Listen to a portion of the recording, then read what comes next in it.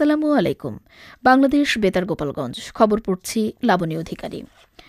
প্রধান উপদেষ্টা ড মোহাম্মদ ইউনূস বলেছেন, অন্তর্বর্তীকালীন সরকারের ৬ মাসে প্রথম অধ্যায় শেষ হয়েছে।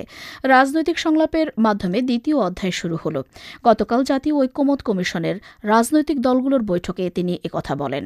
প্রধান উপদেষ্টা গণঅভ্যুত্থানের যোদ্ধাদের আত্মত্যাগ সার্থক করতে ও তাদের স্বপ্ন বাস্তবায়নে সবাই মিলে সব রকম চেষ্টা করবেন বলে প্রত্যয় ব্যক্ত করেছেন। তিনি বলেন, প্রতিজ্ঞা করি আমরা যেন গণঅভ্যুত্থানের যোদ্ধাদের আত্মত্যাগের প্রতি অসম্মান না জানাই। ড মোহাম্মদ ইউনূস বলেন, গণঅভ্যুত্থানের যোদ্ধাদের আত্মত্যাগকে সার্থক করার জন্য আমরা সবাই মিলে সব রকম চেষ্টা করব। তাদের সে স্বপ্ন যেন বাস্তবায়িত হয়। তিনি বলেন, তারা এ ত্যাগ না করলে অনেকের মনে প্রশ্ন থাকলেও জবাব খোঁজার আমাদের কোনো সুযোগ থাকত না। অসংখ্য ছাত্র জনতার আত্মত্যাগের বিনিময়ে আমরা সে সুযোগ পেয়েছি বলেও উল্লেখ করেন প্রধান উপদেষ্টা ড মোহাম্মদ ইউনূস।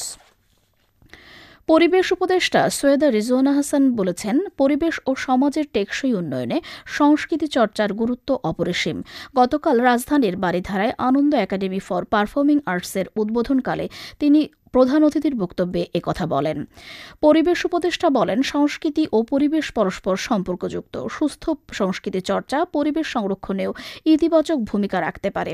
সৈয়দা রিজওয়ানা হাসান বলেন, সংস্কৃতি মানুষের মনন গঠনের অন্যতম মাধ্যম। একজন সুস্থ সংস্কৃতিবান মানুষ কখনো ইলেকট্রিক শক দিয়ে বন্য প্রাণী হত্যা করতে পারে না। এ সময় নবপ্রতিষ্ঠিত আনন্দ একাডেমি ফর পারফর্মিং আর্টসের সৃজনশীল উদ্যোগকে স্বাগত জানান ও সফলতা কামনা করেন পরিবেশ উপদেষ্টা রিজওয়ানা হাসান। ধর্ম উপদেষ্টা ড আফম খালিদ হোসেন বলেছেন, হজের জন্য সরকার নির্ধারিত বিমান ভাড়া বেশি নেওয়ার সুযোগ নেই। গতকাল রাজধানীর পুরান পল্টনে বিশ্ব কল্যাণ পাবলিকেশনসের ইসলামী বিধিবিধান গ্রন্থের মোড়ক উন্মোচন অনুষ্ঠান শেষে সাংবাদিকদের প্রশ্নের জবাবে তিনি একথা বলেন। ধর্ম উপদেষ্টা বলেন, কোনো এজেন্সি ভাড়া বেশি নিলে লাইসেন্স ও জামানত বাতিল সহ রাষ্ট্রীয় আইনে ব্যবস্থা নেওয়া হবে। তিনি বলেন, আগামী বছর থেকে এজেন্সিকে হজযাত্রী পাঠানোর অনুমোদন পেতে হলে ন্যূনতম ২,০০০ জনকে পাঠাতে হবে। ধর্ম উপদেষ্টা বলেন, কোনো এজেন্সি যদি হজযাত্রীদের জন্য আগাম টিকিট বুকিং করতে চায় তাহলে ব্যক্তির নাম ও পাসপোর্ট নম্বর দিয়ে বুকিং করতে হবে এবং সেটা ৩ দিনের বেশি ব্লক রাখা যাবে না। তিনি বলেন, কোনো এজেন্সি যদি হাজিদের সাথে প্রতারণা করে তাদের বিরুদ্ধে ব্যবস্থা নেওয়া হবে। দোষী হলে তাদের লাইসেন্স ও জামানত বাতিল করা হবে। প্রয়োজনে রাষ্ট্রীয় আইনে মামলা করা হবে। হজ যাত্রীদের বিমান ভাড়া ১,৪৭,০০০ টাকা নির্ধারণ করা হয়েছে বলেও জানান ধর্ম উপদেষ্টা ড আফম খালিদ হোসেন। জাতীয় নির্বাচন কবে হবে তা জুলাই সনদের উপর নির্ভর করছে বলে জানিয়েছেন প্রধান উপদেষ্টার প্রেস সচিব শফিকুল আলম। গতকাল ঢাকায় ফরেন সার্ভিস একাডেমির সামনে সাংবাদিকদের তিনি একথা জানান।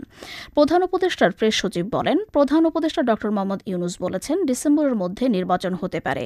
সেক্ষেত্রে আমরা হয়তো কিছু সুপারিশ বাস্তবায়ন করতে পারব, আর পরে যে রাজনৈতিক দল ক্ষমতায় আসবে তারা বাকিগুলো বাস্তবায়ন করবেন। প্রেস সচিব জুলাই সনদের ব্যাখ্যা দিয়ে বলেন, ৬ সংস্কার কমিশনের প্রতিবেদন নিয়ে পুঙ্খানুপুঙ্খভাবে রাজনৈতিক দলগুলোর সঙ্গে আলোচনা হবে। রাজনৈতিক দলগুলো জাতীয় ঐক্যমতের মাধ্যমে যে সিদ্ধান্তে পৌঁছাবে আমাদের আশা থাকবে সব রাজনৈতিক দল এটাতে স্বাক্ষর করবে। এটাই হবে জুলাই সনদ। সংস্কার কমিশনের অনেক সুপারিশ রাজনৈতিক দলগুলোর সঙ্গে আলোচনা ছাড়াই বাস্তবায়ন সম্ভব বলে মনে করেন শফিকুল আলম। প্রেস সচিব শফিকুল আলম বলেন, জুলাই অভ্যুত্থান পরবর্তী বাংলাদেশকে পুনর্গঠন এবং এরপর আমরা যে রাজনৈতিক সমাধানে যাচ্ছি কিভাবে আমাদের গণতান্ত্রিক রূপান্তর হবে। সবশেষে আবহাওয়া।